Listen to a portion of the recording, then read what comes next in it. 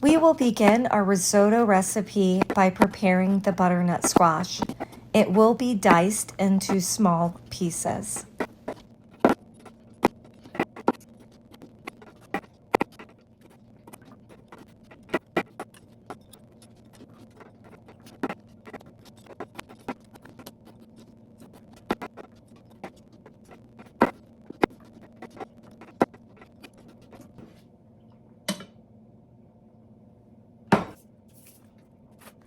Coat the butternut squash with a little bit of avocado oil. Season well with salt and pepper. Cover and place pan on the stovetop. Cook until butternut squash is extremely tender.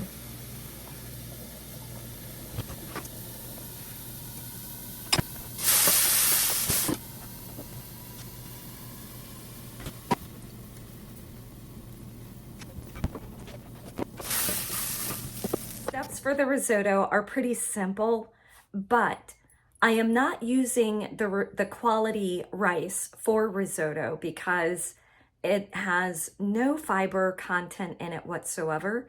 So I am using a brown rice that I did pre-cook to a certain level, and then I'm going to use that. So it's going to have that soft feel of like a risotto, but I'm still going to get some fiber in it. Also, I wanted to remove some of the toxin from the rice, which is in pretty much all rice.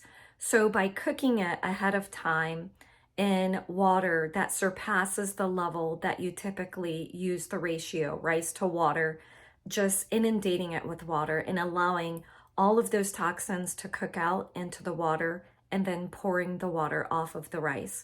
So it's a way of like a protection measure as well as trying to get some fiber content in the dish.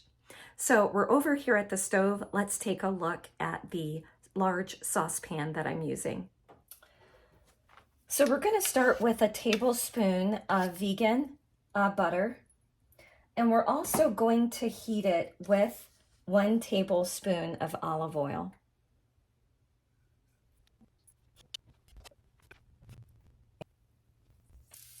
We're going to get our onions into the saucepan here.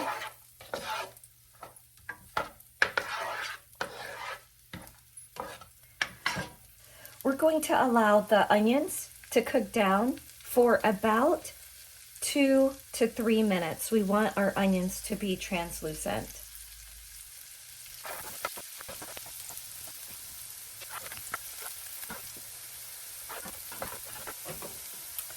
Now I'm going to add in about 2 cups of cooked rice. And I guess it's partially cooked rice.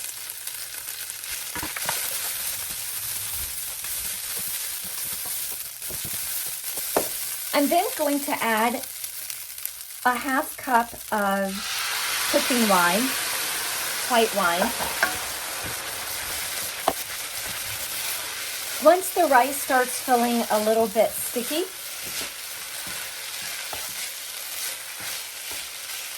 I'm going to add in my pre-cooked butternut squash. I'm then going to add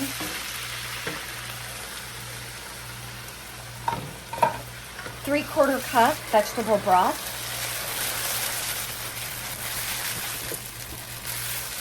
I'm going to add a 1/2 cup more.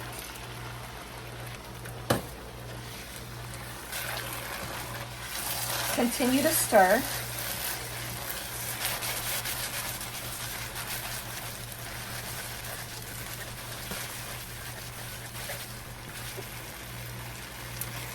And then one more time, I'm going to add a 1/2 cup of vegetable broth.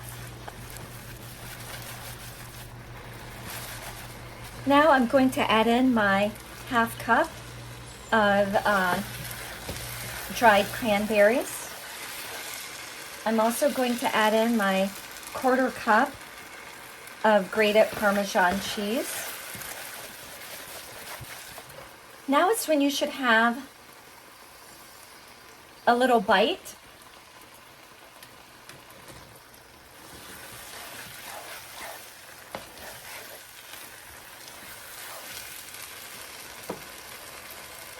Add some salt.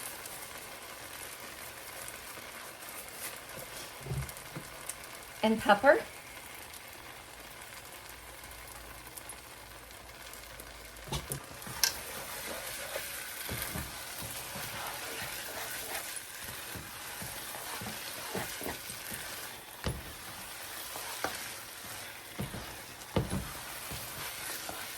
And that completes the vegan squash cranberry risotto. Definitely do take a little bit of Parmesan and just kind of add that to the top or to your individual serving, and yum. If you are using the proper rice for risotto, then you can definitely go through the process that I went through, except when you're adding in the liquid for the rice, you are going to do that more times than I did. So you'll probably end up using almost an entire container of 32 ounces of vegetable broth. And every half cup, you're just gonna go in and stir until the rice absorbs that moisture. And you're gonna keep doing it until you use up almost that entire canister, or until your rice gets that sluggish, very fat, creamy texture, but still with a firm bite. I hope you do like this recipe. Please like, subscribe, share, and join me again here. I'll try to have some fun things in the kitchen for you. Bye for now.